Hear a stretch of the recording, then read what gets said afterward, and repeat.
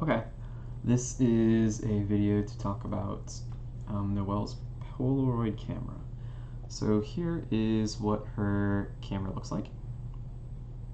The main issue I'm seeing is that I think you have the basic ideas right in terms of preparing spaces and things like that.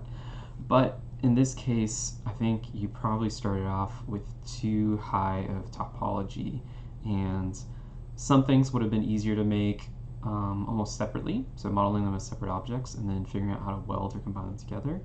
But because of how high or how many polygons and edges you used, that becomes very difficult. And also, I think what's also difficult about this is the fact that you have a higher poly count means that you started from this cube and you started inserting edge loops, and then you got some sharp corners, and so rounding out those corners or diminishing them is going to take a lot of work, you know, if you want to make your object start to look like this, right? So what I did was, I'm going to address a couple of your questions. Let's take a look at first of how to combine two different shapes or sizes, right? The main principle behind this is just you need them to both have the same number of edges at some point, you know, for them to bridge together, right? So sometimes for me it's easy, I like to just start with a simpler or two simple objects rather than, you know, manipulating my existing mesh into different shapes. So in this case, I was just experimenting trying to do the flash area of going from a rounded curved shape to a square shape, right? And so in order to do that, I just took the cylinder, right, and I just deleted it so it's just a face. Also have a cube, or a plane, sorry, and then I just moved the edges, and I was just doing this in preparation. You can do this later. I was doing this because I wanted to make sure my edges were sharp, right? So having these three edges, or this vertice, this vertice, and this vertice close together on the boundary is going to create these sharper edges right there, right? That's why this is not going into a circle when I smooth it out. So I just moved those over. What I was doing, I was just checking my boundaries of both of these objects. Well, I created both of them with this in mind, but I saw this one's 16, and I saw this one's also 16. Okay, so then what I did was just merge them together. Move this down into position. I just moved this in a way so that you can see it easier. Move this cylinder, or the cap of the cylinder, down closer to the cube. Then I combine them together into one object, and then I bridge them between this edge right here and this edge right here. I can't do it over here because it's not combined. And then what I did was I went ahead and took, this is after a little bit of editing, but what I did is I took the center square area and I extruded it downwards.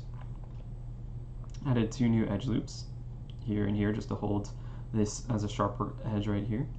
And then I added another edge loop in here, and then I did a little spacing so I got a little less pinching right here, right? Because when these guys were closer to, put that right there. When these guys were closer there, you can see that pinch is starting to happen further up the curve, and if I space them out there, the pinch is less. So I wanted the pinch, or I wanted the corner inside the viewfinder, or the flash area, but I didn't want up on the plastic part as much.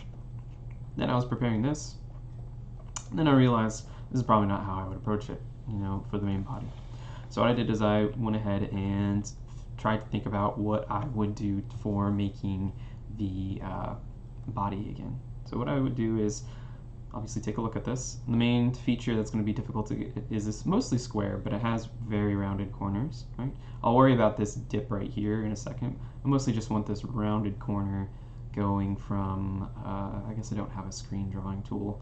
Let's see if I can do it this way. Nope, not like that. New. Okay. And then, you know, I want this to kind of curve. Here's the body, here's this side, and here's the front edge, right? So this corner right in here needs to come in, and it needs to be rounded. If I looked at it from the side, or from the bottom or from the top, right, here's a straight of the back or front, and then it should curve into the flat side, right? You can just use a cube if you want to, and then just keep it low poly enough, and just pull in the edges so that you get a rounded shape. I was going to try something else where I just took what I did with this one right here is I took a cylinder with, I realized later on, too many edges to it. I went ahead and just made the top a little bit more friendly instead of getting the typical, this kind of cylinder with these triangles. I could go back and clean that up again later, but I was just cleaning it up now because I knew I wanted to. So I just made it into quads, right? So I just deleted those extra edges up there and then used the multi-cut tool to connect the edges until I got four-sided polygons everywhere. Then what I did is I selected the middle line, and I'm just going to essentially stretch it. So I'm going to use one half of the cylinder and the other half of the cylinder as these rounded edges on the sides of my camera, right? So I took this middle line, I went to Edit Mesh, Detach.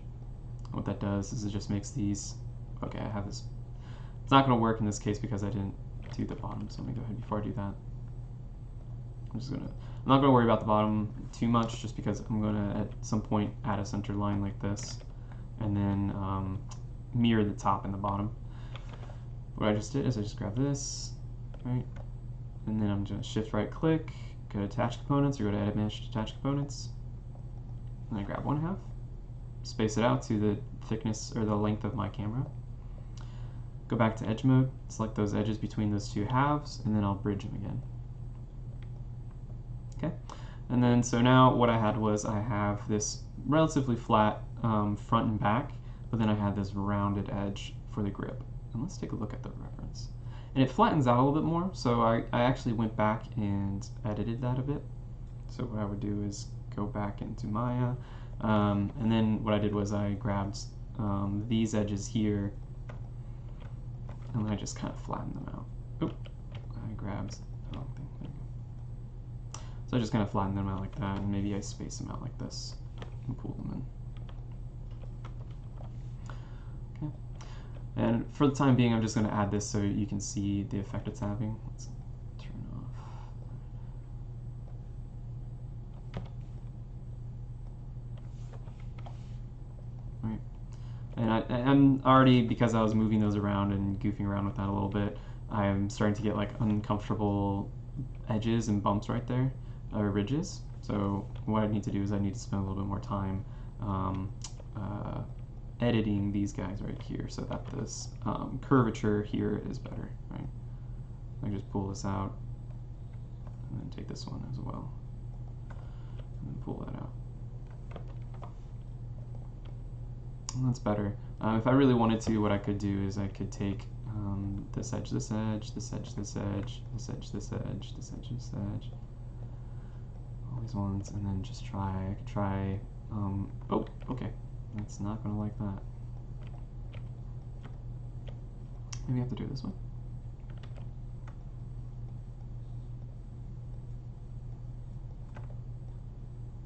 Okay. That was just using adjust edge curvature, which is under Edit Mesh, Edge Flow. That's what it is. Edit Edge Flow. So that's going to get a very specific, or try to match the curvature of the object better. And that is better than the one back here, at least. Anyways, so I did more cleanup on this one. This is actually the same thing, but just without cleaning up. Then what I did was I actually got rid of a few edge loops, right? I think I got rid of these ones right here. Or maybe it was these ones, I can't remember. And then just spaced them out better. And then what I did was I beveled the top and bottom, so I would get just like once, on the edge loop, just so I can get a little breakup right there, so that I can get a curvature going this way instead of keeping it flat, like it is right here on the top, right? This one has a little more curvature. Then I went ahead and grabbed those edge loops in the middle, or added some edge loops down the middle, and then just used a soft select on the middle one to pull it in this way to kind of get that push in on that side. Then to get that shape of where the flash is going to be, notice in some of the other views it's kind of like a bulged shape. We could easily just move vertices around and tweak them, but what I ended up doing was,